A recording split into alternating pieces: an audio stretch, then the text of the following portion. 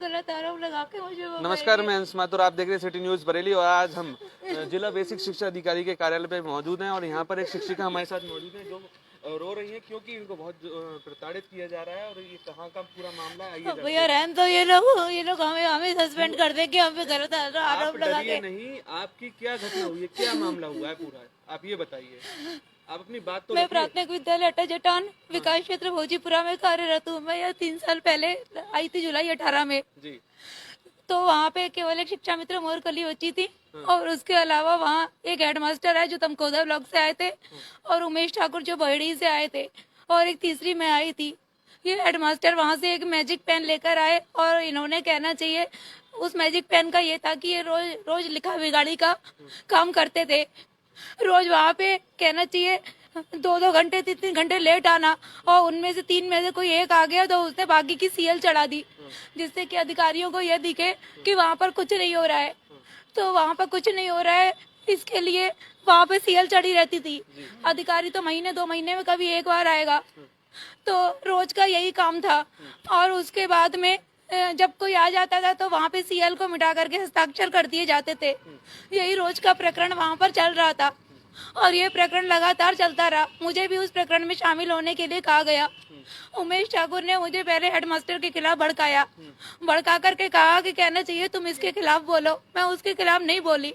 तब ये तीनों लोग एक हो गए और इन तीनों लोगों ने मतलब मेरे को हर तरीके से परेशान करना शुरू कर दिया। किस तरीके से परेशान किया जा रहा था आपको? मुझ पे गलत काम करने का दबाव बनाया जाता था। किसके द्वारा, कौन थे वो लोग? हेडमास्टर अरविंद कुमार, उमेश ठाकुर और मोरकली। इसके संबंध में आपने कोई शिकायत की अधिकारियों से? मैंने उस समय तक कोई शिकायत नहीं की। मैं यही सोचती रही कि मैं विद्यालय में किसी तरह कहना चाहिए शांति का माहौल बना रहे। मेरे अपने भी घर में बहुत सी परेशानियां चल रही थी, जिसके तहत मैं केवल चुप रही। मैं लगा संभालिए, आप अपने आप को, अपनी बात रखेंगी तभी आपको न्याय मिलेगा, वरना कोई भी। मैं लगातार चुप रही, मैंने कुछ नहीं कहा। मेरे क्लास में कई फर्जी बच्चों के नाम चल रहे थे और इसी प्रकार विद्यालय के अन्य क्लासों में भी चल रहे थे, परंतु मैंने कुछ भी नहीं कहा। मैं ये कहती रही हेडमास्टर साहब से कि इनके नाम काट दीजिए, इनके नाम काट दीजिए, परंतु इन्होंने नहीं काटे। और मेरे से आखिरी झूठ ये बोला कि हम अगले साल इनके नाम काट देंगे। अगले साल भी इन्होंने दोबारा उन बच्चों के नाम रजिस्टर पर चढ़ा लिए। और जब 30 सितंबर को वो आखिरी तारीख थी बच्चों के नाम काटने की, जब तक मुझे लगा कि इस साल भी नाम नहीं काटेंगे, फिर उसमें फर्जी कापियां बनाना, फर्जी चेकिंग कराना, फर्जी वो करना, जिसका मेरे पे दबाव बनाया जाता था। तो मैं खुद गांव में उतरी, एक एक गार्जियन के घर गई, जिसमें जा करके मैंने उनसे कंसेंट लिए कि हमारा बच्चा यहाँ नहीं पढ़ता और इसका नाम काट दिया जाए। तो जो बच्चे हेडमास्टर साहब को 1.25 साल तक नहीं पता थे, उन सबका पता मात्र 1 दिन के अंदर चल गया, जो कि इनका एसएमसी अध्यक्ष वीरपाल था। उस उन्होंने वीरपाल को इसीलिए कहना चाहिए एसएमसी अध्यक्ष बनाया था। उसे हर तरीके से खिलाया पिलाया जाता था, सब कुछ करा जाता था। वो सारे बच्चों के नाम, पिता के नाम, इन सबके सहित ले आया और मात्र 1 दिन में वो नाम काट दिए गए। आज भी वो कागज मेरे पास हैं उतने बच्चों के, परंतु इनका फर्जीवाड़ा नहीं रुका। ये लोग स्कूल में नहीं रुकते थे। ये सारे बच्चों के ये जो है नाम मैंने कटवाए, वहाँ जा करके ये सब मैंने कटवाए। तो इन्होंने उस समय डर के मारे नाम काट दिए, क्योंकि मैं बच्चों के घर से कंसेंट लेके आई थी और उनके माता पिता का आधार कार्ड का भी पास में रख के फोटो खींचा था, क्योंकि हर चीज को सबूत चाहिए होता है। आज सबूतों के बाद भी कोई अधिकारी मेरी बात मानने को तैयार नहीं है, ना ही इन पर कोई कार्रवाई हो रही है। कब से चक्कर लगा रही हैं आप इस कार्यालय के? इस कार्यालय में हम फरवरी में आए थे। हम फरवरी में जब आए थे तो हमने बीएसए साहब से हम मिले। बीएसए साहब से मिलने के बाद उससे पहले हम एबीएसए सर से हम मिले। कई बार हमने कहा कि सर हमें इस स्कूल से हटा दो। कौन है एबीएसए? कौन है? एबीएसए सर है हमारे सुरेंद्र सिंह सर है, ये भोजीपुरा के एबीएसए है। इन्होंने सुरेंद्र सिंह सर है, इनसे हमने कई बार कहा कि सर हमें इस स्कूल से हटा दीजिए, क्योंकि यहाँ पर फर्जी कार्य चल रहा है और हम फर्जी कामों में हम शामिल नहीं हो सकते। ये हमसे लगातार सबूत मांगते रहे। हमने हमेशा इनसे ये कह दिया सर हमारे पास कोई सबूत नहीं है, क्योंकि हमें पता है कि आज के जमाने में कहीं भी कार्रवाई नहीं होती है। तो ये हमसे मांगते रहे, हमने नहीं कहा। लेकिन हद तो तब हो गई जब 8 मार्च को हेडमास्टर उमेश ठाकुर और और अरविंद कुमार ने मेरे को एक बदमाशों से मिलवाया और मेरे जान से मारने का षड्यंत्र बना और मुझे जान से मारने का षड्यंत्र बनाया गया, जिसकी पूरी और इन लोगों ने 8 मार्च को मुझे बुलाया, बदमाश से मिलवाया। एक बदमाश स्कूल के अंदर आया और हेडमास्टर साहब और उमेश ठाकुर उस दिन मेरे से बहुत मीठा बोलते हुए उन्होंने ये कहा कि ये स्वाति मैडम है और ये कुदेशिया से आती हैं और इनका ख्याल रखना। मैं उस समय कुछ भी समझ नहीं पाई कि इनके मन में क्या है। और उसी दिन मुझे किसी अन्य के द्वारा भी ये पता चला, जो मैं अभी यहाँ पे नहीं स्पष्ट करूंगी, कि कागज फाड़कर और पर्ची बनाकर दी गई थी जिसमें मेरा नाम पता लिखा गया था, जो मैंने आज तक ओपन नहीं करा है। परंतु मैं इतनी बातें ओपन कर रही हूँ जिसका साक्ष्य मैं अभी इन लोगों के हाथ में नहीं दूंगी, क्योंकि इन लोगों को कोई भी कार्रवाई नहीं करके केवल मामला दबाना है। और इसके साथ ही मैं ये कहना चाहूंगी कि 9 मार्च को मुझे वो पूरा प्रकरण विद्यालय की एक बच्ची के द्वारा ज्ञात हुआ, जो उस समय हैंडपंप पर पानी पीने गई थी 8 मार्च को, और ये लोग दरवाजा भेड़कर विद्यालय के गेट के बाहर बातें कर रहे थे। हेडमास्टर अरविंद कुमार थे और उमेश ठाकुर थे, और इसके अलावा सोनाली मैडम भी स्कूल के गेट पर आई हैं और गेट पर ही बदमाशों को पैसे दिए गए हैं। और बदमाशों को पैसे देने के बाद में ये कहा गया है कि ये काम तुम्हें करना है, और उस बदमाश तक को उमेश ठाकुर ने ये कहा कि अगर तुमने ये काम नहीं किया तो मैं तुम्हें झूठे मुकदमे में फंसा दूंगा। हेडमास्टर साहब अंदर से और पैसे लेने गए थे। उसके बाद ये कहा गया कि अब यहाँ पे मत मिलना, अब यहाँ पे मत मिलना, वो मैडम घूमती रहती है, अगर उसने दोबारा देख लिया तो वो बात की जड़ तक पहुंच जाएगी। और इस बात आप पानी पीजिए। वो बच्ची उस दिन भी मुझे 8 तारीख को इशारा करके स्कूल की छुट्टी के बाद बुला रही थी। मैं रोड के उस पार थी, वो रोड के इस पार थी। मैं समझ नहीं पाई वो मुझसे क्या कहना चाह रही है। जब 9 मार्च को उसने मुझे सारी बात बताई तो वो ये बोली, दीदी हम आपसे यही तो कहना चाह रहे थे। हम तो खुद सुन के शक रह गए कि आपके संग ये लोग क्या कर रहे हैं। और उस दिन 2 गाड़ियां आई थी स्कूल के गेट पे, एक ग्रे कलर की थी, एक व्हाइट कलर की थी। एक आदमी गाड़ी में बैठा था और एक आदमी से कहना चाहिए ये लोग गेट पर सेटिंग कर रहे थे, और उसमें से ही एक आदमी को मुझसे अंदर पहले मिलवाया जा चुका था। मुझे नहीं पता था कि बाहर 2 गाड़ियां और कुछ व्यक्ति और खड़े हैं। आज जब आप यहाँ पे सुनवाई में आई हैं तो क्या आश्वासन मिला है? कुछ मुझे कोई आश्वासन नहीं मिला है। मुझे केवल ये कहा गया है कि मैडम तुम्हारे विवाद हर जगह होते हैं और जब तुम तीसरे स्कूल में जाओगी तब भी तुम्हारा विवाद होगा। तो मैंने कहा कि सर ठीक है, तो फिर आप हमें मैजिक पेन का प्रयोग अलाउ कर दीजिए, और इसके साथ ही हमें ये अलाउ कर दीजिए कि हम जब चाहे स्कूल से भाग जाएं, और हमें ये भी अलाउ कर दीजिए कि जो फर्जी बच्चे हैं हम उन फर्जी बच्चों की अटेंडेंस चढ़ाते रहे, उनकी फर्जी कापियां बनवाते रहे। अगर आप हमें इस सब के लिए अलाउ कर दीजिए। तो बोले कि तुम्हारी किसी से ऐसे नहीं पटेगी। तो मैंने कहा सर पटरी तो तभी खाएगी ना कि जब मैं उनके सुर में बोलूंगी, इसके अलावा तो पटरी खा नहीं सकती, क्योंकि जब मैं फर्जीवाड़े में शामिल नहीं हूँ। तो मतलब आपने गलत के खिलाफ आवाज उठाई जिसके तहत आपके षड्यंत्र में फंसाया जा रहा है। जी हाँ, मैंने पहली एप्लीकेशन 19 मार्च को दी थी। 19 मार्च को ये एप्लीकेशन देने के वो एप्लीकेशन 6 से 7 जगह गई थी, परंतु उस पर उस समय कोई कार्रवाई नहीं हुई। फिर कोरोना पीरियड हो गया।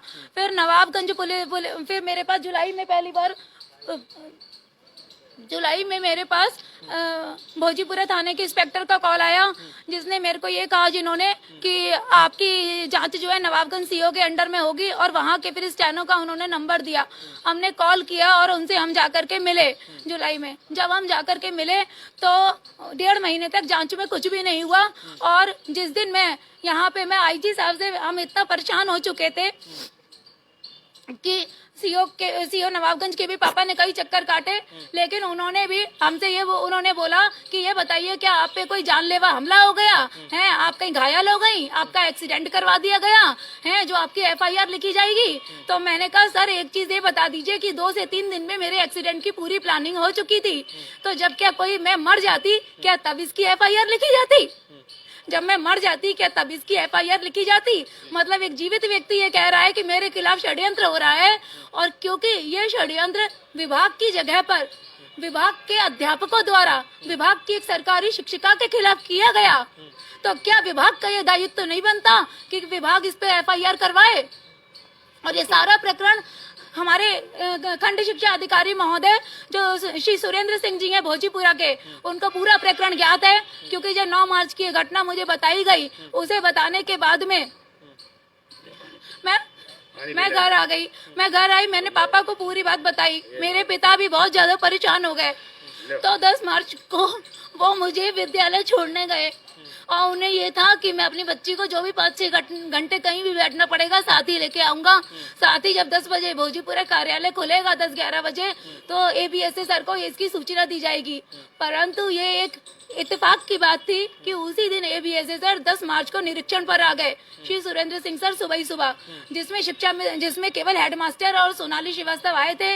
मैं प्रेजेंट थी, शिक्षा मित्र मोरकली एब्सेंट थी क्योंकि देर से ही आती हैं, और उमेश ठाकुर की उस दिन सीएल लगाई गई थी, जबकि पहले तक ये सारा क्योंकि काम चलता ही चलता है, लेकिन उस दिन किसी कोई ऐसा कार्य होगा जिस कारण इनकी सीएल उस दिन चढ़ा दी गई थी। तो इसी प्रकार इनकी एक सीएल 10 मई 2019 को भी चढ़ाई गई थी, जिस दिन अधिकारी का निरीक्षण हुआ था। क्योंकि पूरे कागज है जिसमें वो मैजिक पेन का पूरा काम किया हुआ दिखाई जी है, मेरे पास है। पहले आप ये वाला पूरा प्रकरण सुन लीजिए। फिर उसमें 10 मार्च को तो पापा हम जब ये निरीक्षण करके चले और रजिस्टर पे साइन करके मोरकली के एब्सेंट करके जब ये चले तो हम भागे भागे इनके पीछे गए। हमने गेट के पास जाके इनसे कहा सर यहाँ पर बहुत कुछ गड़बड़ चल रहा है। बोले क्या गड़बड़ चल रहा है? मैंने की सर यहाँ बहुत कुछ गड़बड़ चल रहा है और आप एक मिनट मेरी बात सुन लीजिए। परंतु वो शायद निरीक्षण की उसमें कि अन्य विद्यालयों के निरीक्षण करने थे, वो व्यस्त थे। इतनी देर में मैंने अपने पिताजी को कॉल किया, मेरे पापा भी आए, वो बात सुनने को तैयार नहीं थे। परंतु मेरे पापा ने फिर केवल आधे सेंटेंस की बात कही कि साहब आपको बात सुननी हो तो सुन लीजिए, अगर ना सुननी हो तो आप ना सुनिए, बस मैं इतना कह रहा हूँ कि मेरी बेटी का यहाँ पे मर्डर हो जाएगा। तो वो बोले कि अरे नहीं आप ज्यादा समझ रहे हैं और ज्यादा सोच रहे हैं, ऐसा कुछ नहीं है। बोले अभी तो मैं जा रहा हूँ निरीक्षण पे, 2-2.5 घंटे बाद आता हूँ, तब मैं लौट करके कहना चाहिए मैं आपसे बात करूंगा। खंड शिक्षा अधिकारी महोदय 2-2.5 घंटे बाद लौट करके आए और उनकी गाड़ी बाहर बुलेरो खड़ी रही।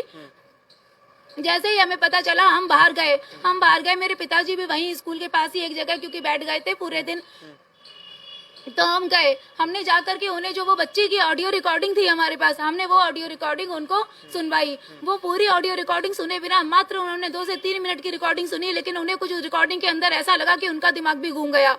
और जैसे ही उनका दिमाग घूमा वो ड्राइवर से बोले नहीं, इतनी देर में वो बच्ची भी विद्यालय के बाहर आ गई। तो मैंने ये कहा पापा ये वही बच्ची ने पूरा गुंडों वाला जो घटनाक्रम सुना था जी, वो बच्ची विद्यालय के बाहर आ गई। तो वो बच्ची जब विद्यालय के बाहर आ गई, मैंने कहा पापा ये वही बच्ची है कि क्या इसे हम साहब से मिलवा दें? पापा ने कहा हाँ बुला लो। तो हमने उसको बुलाया। जब हमने उसको बुलाया तो हमने ये कहा कि सर आप इससे जो भी जांच करनी है आप इससे पूछ लीजिए, है ना, क्योंकि अभी किसी को ये बात नहीं पता है, केवल मुझे, मेरे पिता को, और मैं आपको बता रही हूँ। स्कूल में इन लोग को इस घटना के बारे में हमने कुछ भी नहीं बताया था कि हमें बात पता चल चुकी है, क्योंकि पता चलते ही वो बच्ची, हमें शक था कि उसको कोई नुकसान पहुंचा सकते हैं या बच्ची को ये गायब कर देंगे गांव से। तो खंड शिक्षा अधिकारी को हमने खंड शिक्षा अधिकारी ने पूरी बातचीत करी उस बच्ची ने, उन्हें भी खुल्लम खुल्ला सब कुछ बताया कि हाँ सर ये दोनों मास्टर थे, ऐसी ऐसी बातें हो रही थी, सोनाली मैडम भी आई थी, सब कुछ उनको बता दिया गया। उसके बाद हमने कहा सर आपको कुछ और पूछना है तो आप पूछ लीजिए। फिर खंड शिक्षा अधिकारी महोदय ने ये कहा कि एक कॉल करा शेर सिंह सर को, जो कि ARP हैं भोजीपुरा के, उनको कॉल करके कहा कि क्या रितु मैडम है BRC पर? तो उन्होंने जो मालूम करा फिर रितु मैडम वहाँ नहीं थी। तो वो बोले कि अभी रितु मैडम वहाँ नहीं थी। तो उन्होंने कहा कि बयान नहीं हो सकते। तो मैंने कहा कोई बात नहीं सर, आप किसी जेंट्स ARP के सामने कोई पानी पी लो। तो ये पूरा मामला जो आप देख रहे हैं जिला बेसिक शिक्षा अधिकारी का है, जहाँ पर भोजीपुरा में तैनात एक शिक्षिका पर एक षड्यंत्र रचा जा रहा है कि जिसके तहत उसके मर्डर तक की साजिश यहाँ पर कर दी गई है। ये पूरा घटनाक्रम वो बता रही है कि फरवरी से लेकर अब तक क्या कार्रवाई हुई है और किस तरीके से पूरे मामले को एक तरीके से मैनेज करने के आरोप वो साफ तौर पर लगा रही है कि किस तरीके से ऊपर से लेकर नीचे तक की पूरी चैन यहाँ पर मिली हुई नजर आ रही है। आज हमसे यही कहा गया कि आप तो पूरे सिस्टम पर ही आरोप लगा रही हैं, आप तो पूरे सिस्टम पर ही आरोप लगा रही हैं। अब हम 3 सदस्यीय कमेटी बना देते हैं, कमेटी में जांच तो वही करेगा ना जिसे जांच करनी होगी। जिसे जांच ही नहीं करनी तो चाहे 3 सदस्यीय बन जाए चाहे 11 सदस्यीय बन जाए, जांच काहे की होगी? क्योंकि जो सबूतों को सामने देखकर भी अनदेखा किया जा रहा है। मतलब ABSA साहब को इतने सबूत दिए गए, उनमें उन्हें शायद एक भी सबूत स्पष्ट नहीं दिखा। और खाली उसकी ऑडियो रिकॉर्डिंग्स ले कौन ली से जाती। आपने सबूत दिखाए जो उनको स्पष्ट नहीं दिखा? हम भी देखें कि क्या हमारे दर्शक भी वो जो सबूत जो उन्होंने पेश किए थे वो स्पष्ट तौर पर नहीं देख पा रहे हैं, या केवल लाल फीताशाही चल रही है और मामले को दबाने का प्रयास किया जा रहा है? आप भी देखिए, लाइव सिटी न्यूज बरेली पर देख रहे हैं ये पूरा प्रकरण जो कि जिला बेसिक शिक्षा अधिकारी में चल रहा है, और लंबे समय से यहाँ पर चक्कर काट रही है ये महिला और लगातार परेशान है और रो कर अपनी बात को उन्होंने रखा, अपनी शिकायत को रखा। देखिए, आप लोग भी देख सकते हैं क्या ये जो एविडेंस है जो वो दिखा रही हैं। ये सीएल हेडमास्टर की सीएल ये उमेश ठाकुर ने चढ़ाई उसी मैजिक पेन से 641 नंबर की एंट्री, इसी 641 नंबर की एंट्री को ये देखिए यहाँ पर 641 नंबर की उसी एंट्री को, जो एंट्री यहाँ पर 2 लाइनों में करी गई थी कि हेडमास्टर सीएल पर है, वही एंट्री जो है वो बदल करके यहाँ पर ये 4 लाइनों में कर दी गई और यहाँ पर ये लिख दिया गया कि किसी कंपटीशन में पार्टिसिपेट करवाने बीआरसी ले जा रहे हैं। इसी प्रकार ये 645 नंबर की एंट्री जिसमें 17 दिसंबर 2018 से मोरकली मैडम को अवैतनिक अवकाश पर दिखाया गया, ये एंट्री इस पन्ने से शुरू हुई और इस पन्ने से लेकर के इस पन्ने तक आई है। आधी एंट्री उधर है और आधी एंट्री इधर है। इस एंट्री को उसके बाद में ये पन्ना धुंधला है, परंतु आज भी ये रजिस्टर में मौजूद होगा, परंतु कोई रजिस्टर खुलवाने को तैयार नहीं है। उसी एंट्री को ये हिंदी के अक्षरों में, जो इंग्लिश की एंट्री थी मोटा मोटा तो ये कोई भी देख सकता है, हाँ। ये हिंदी के अक्षरों में 2 एंट्रीज में तोड़ दिया गया, एक 645 नंबर इधर हाँ। हिंदी का और एक दूसरा 645 नंबर इधर। और ये रही मोरकली मैडम की अवैतनिक अवकाश की एप्लीकेशन। ये वो सारे प्रकरण थे जिनको लेकर वो लगातार अपनी आवाज मुखर करती चली गई और जिसके बाद उनके साथ ये पूरा घटनाक्रम और ये साजिश रच दी गई है। ये है वो मोरकली मैडम की अवैतनिक अवकाश की एप्लीकेशन जिसे उमेश ठाकुर द्वारा सैंक्शन किया गया 17 दिसंबर की। अब आप क्या मांग करना चाहती हैं प्रशासन से? तो इसी तरह के ये फर्जीवाड़े इनके चलते रहे और उसके मतलब वो पूरी रिकॉर्डिंग एबीएसएस आपको सुनवा दी गई थी, उस बच्ची से मिलवा दिया गया था। उसके बाद एबीएसएस आपको भी उस प्रकरण में जब उन्हें एक संग उनका भी दिमाग ठनका, क्योंकि वो भी मेंटली उस समय प्रिपेयर नहीं थे, परंतु शायद अब वो मेंटली प्रिपेयर हो चुके हैं। उस समय वो मेंटली प्रिपेयर नहीं थे, इसलिए उन्होंने अपनी गाड़ी मोड़ी और गाड़ी मोड़ने के बाद में वो विद्यालय में पहुंचे और हेडमास्टर से पूछा, हेडमास्टर साहब बताओ कौन सी गाड़ियां आई थी, किस चीज के पैसे दिए जा रहे थे? तो हेडमास्टर अरविंद कुमार बोलते हैं कि किसी चीज के पैसे नहीं दिए जा रहे थे और कोई गाड़ियां नहीं आई थी, क्योंकि कभी भी जिसने गलती करी होती है वो कहना चाहिए अपनी गलती को स्वीकार नहीं करना चाहता। और ये तो बहुत बड़ा प्रकरण था। उसके बाद उन्होंने पूछताछ करने के बाद में जब इन्होंने कुछ भी नहीं कबूला, मेरे पिता ने भी हेडमास्टर साहब को उस समय बहुत सुनाई और ये कहा कि कहना चाहिए तुम्हारी सारी गलतियां मैं माफ कर रहा था, परंतु तुम मेरी बेटी को मरवाने की साजिश रचोगे, इतनी तुम्हारी हिम्मत पड़ गई। फिर क्या कहा? तो बाद में एबीएसएस साहब ये कहकर गए कि जितना अगर बात है हेडमास्टर मुझे सच सच बता दे, क्योंकि अगर कहना चाहिए पुलिस में ये बात पहुंच गई तो दरोगा जी तुम्हें पीट कर लाल कर देंगे। उसके बावजूद भी ये कार्रवाई नहीं की गई है? नहीं की गई है। और हेडमास्टर साहब से वो एबीएसएस साहब से जब स्कूल के गेट पर मेरे पिताजी ने लास्ट में चलते समय ये कहा, ये बताइए हम इस परिस्थिति में अपनी बच्ची को विद्यालय कैसे भेजें, तो मात्र उनके शब्द इतने से थे कि वो ये कह करके गए कि अरे साहब ये मर्डर जो भी बातें होती है ना छुप छुपा के होती हैं, जब बात खुल जाती है तो कुछ नहीं होता। मतलब उन अधिकारी ने उसके बाद कोई सुध नहीं ली। हम लोग को 4 दिन के बाद सोमवार को, जो कि 15 मार्च का दिन था, हमें वहाँ पे मीटिंग के लिए बुलाया गया था।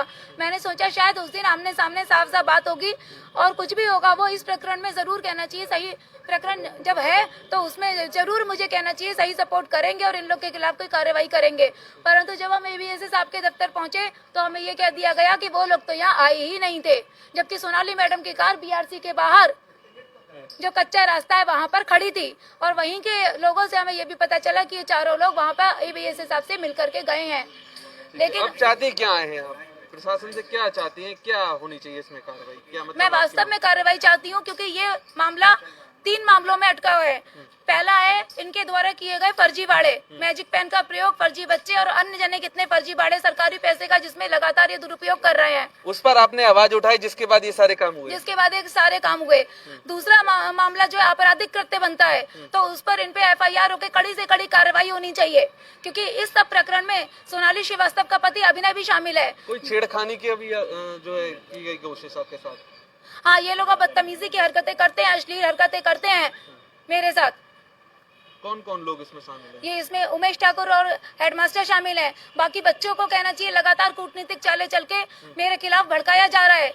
4 क्लासों के बच्चों को मुझसे नहीं मिलने दिया जाता, क्योंकि इन लोगों को उस दिन से मन में ये डर हो गया कि कहीं किसी बच्चे ने इनकी कोई बात लीक कर दी, क्योंकि आज उसी बेसिस पर इतने ऊपर तक इनकी एप्लीकेशनें चली गई हैं।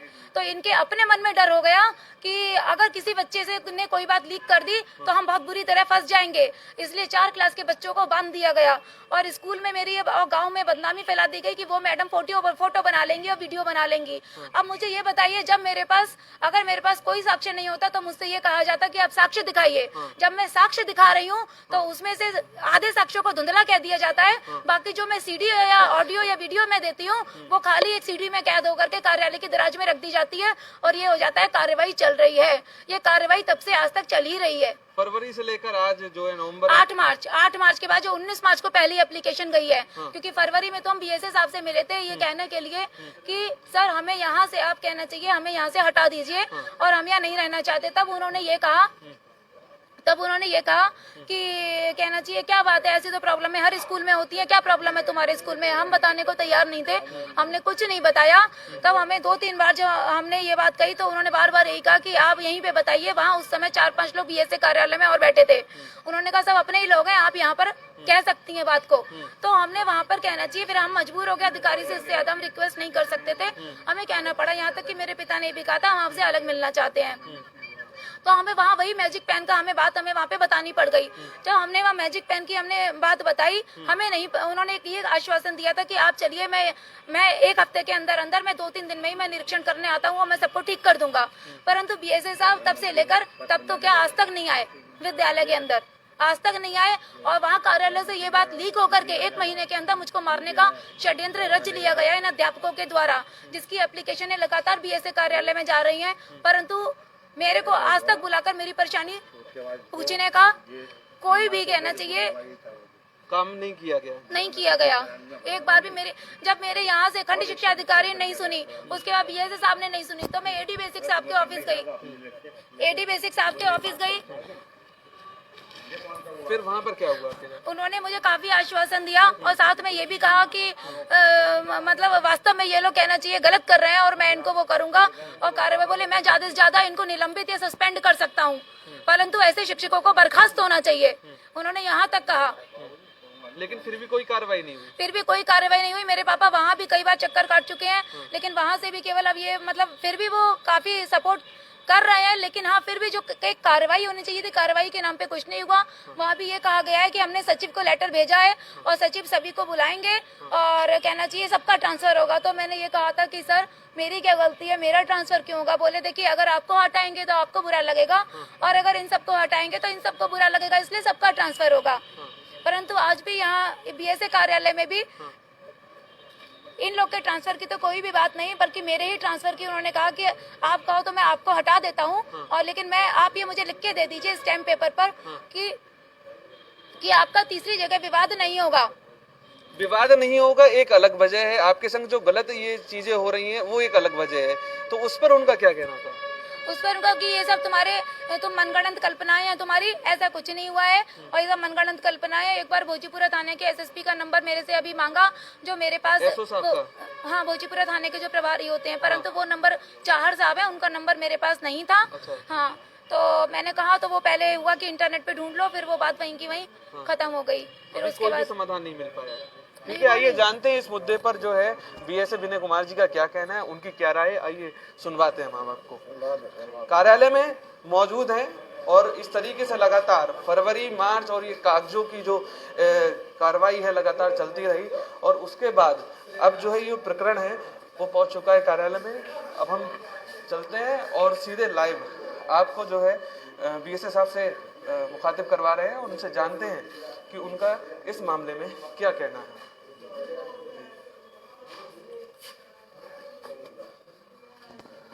सर, इस प्रकरण के बारे में जानना है, इस पर लाइव चल रहा है सर, इसमें आपका क्या कहना है, क्या इसमें कार्रवाई हो रही है? जी जी जी बिल्कुल। ऐसे बरेली जी हमारे साथ मौजूद हैं, उनसे जानते हैं कि पूरे प्रकरण में उनकी तरफ से अब तक क्या कार्रवाई की जा रही है। कौन सा प्रकरण?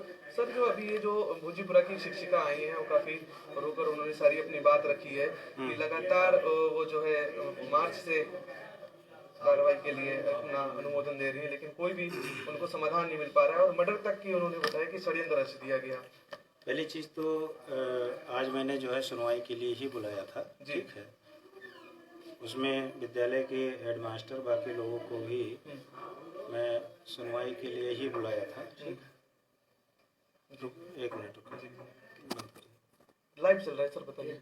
ठीक है, अभी रुक जाइए, ठीक है, 10 मिनट बाद मैं बताता हूँ। ठीक है। तो इस संबंध में भी उनका कहना है कि अभी और भी जो है कागज आ रहे हैं, उनके बाद पूरी विधिवत जो है इसकी जानकारी दी जाएगी कि अभी तक जो है क्या कार्यक्रम इसमें किया गया। ठीक है, ले आ जाओ सर।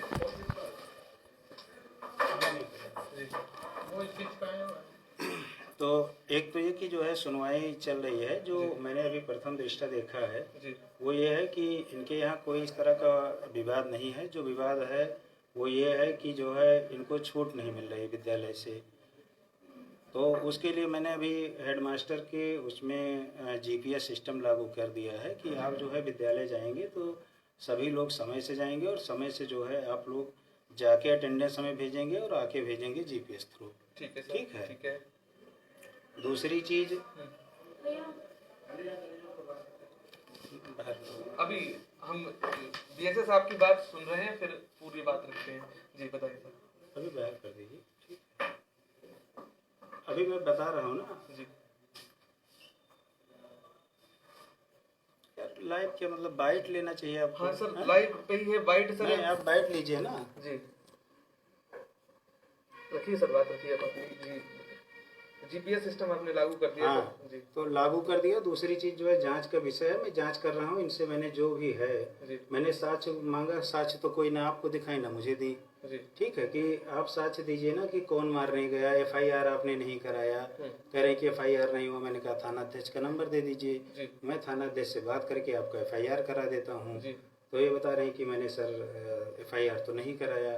तो एफआईआर जब कोई इस तरह का घटना अगर घटित होती है तो आपको एफआईआर कराना चाहिए। सर उनके द्वारा कहा गया कि खंड शिक्षा अधिकारी को इस बारे में अवगत कराया गया। उन्होंने नहीं, खंड शिक्षा अधिकारी मैंने बुलाया था, खंड शिक्षा अधिकारी बैठे हैं, 3 सदस्य मैंने कमेटी बना दिया है। ठीक है, उन्होंने बताया कि मुझे कोई जो है ना तो आज तक एप्लीकेशन दिया गया। हाँ ये है, इनके स्कूल में विवाद था तब वो गए थे जाँच करने। ठीक है, इनका द्वारा ये भी कहा गया कि जो है सर बाकी लोग समय से पहले चले जाते हैं। तो उन्होंने कहा ठीक है, उसका मैं जांच करवा लेता हूं कि समय से कौन पहले जा रहा है कौन नहीं जा रहा है। उसी लिए मैंने जो है जीपीएस थ्रू जो है अटेंडेंस भी मंगाना शुरू कर दिया है। ठीक है, तो जब अटेंडेंस आ जाएगी सारा विवाद खुद ही समाप्त हो जाएगा। बाकी हम लोग जांच कर रहे हैं, ऐसा नहीं कि किसी को कोई दिक्कत होगी यहाँ पे। ठीक है, दिक्कत किसी को नहीं होगी, जाँच में सब कुछ साफ हो जाएगा। दोनों पक्षों से मैंने साक्ष्य मांगा है। साक्ष्य इन्होंने कल तक समय लिया कि कल हम जो है आपको साक्ष्य दे देंगे। उसके बाद 3 सदस्य जिसमें मैं स्वयं हूँ। ठीक है, इसीलिए मैं इनको यहाँ भी बुलाया था। कल मैं इनके स्कूल भी जाऊँगा, स्कूल में भी जो है गांव के लोगों से भी बयान लूँगा। ठीक है, और अगर ये चाहेंगी कि ऐसी कोई चीज़ है जिसमें एफआईआर की आवश्यकता तो मैं एफआईआर भी करवा दूँगा। ठीक, धन्यवाद सर। तो हमारे साथ विनय कुमार जी मौजूद है, जिन्होंने साफ तौर पर अपना पक्ष रखा है और कहा है कि आवश्यक कार्रवाई की जा रही है, कमेटी बना दी गई है और जीपीएस के थ्रू जो लगातार जो आरोप लग रहे थे कि अटेंडेंस जो है कर ली जाती है गड़बड़, तो उसमें भी जो आगे की कार्रवाई है वो सुनिश्चित की जा रही है। आप देख रहे थे सिटी न्यूज़ बरेली लाइव। हम दिखा रहे हैं आपको ताज़ा तरीन खबरें, पल पल की अपडेट, और ये पूरा विवाद जो हमने पूरा प्रकरण था वो आपको समझाया और दिखाया कि किस तरीके से एक जो महिला शिक्षिका है उसके साथ ही सारी कार्रवाई हो रही थी और उस पर अब आगे क्या रुख होगा ये देखना होगा। देखते रहिए city news Bareilly. Camera person Satyam के साथ मैं अंश माथुर, नमस्कार।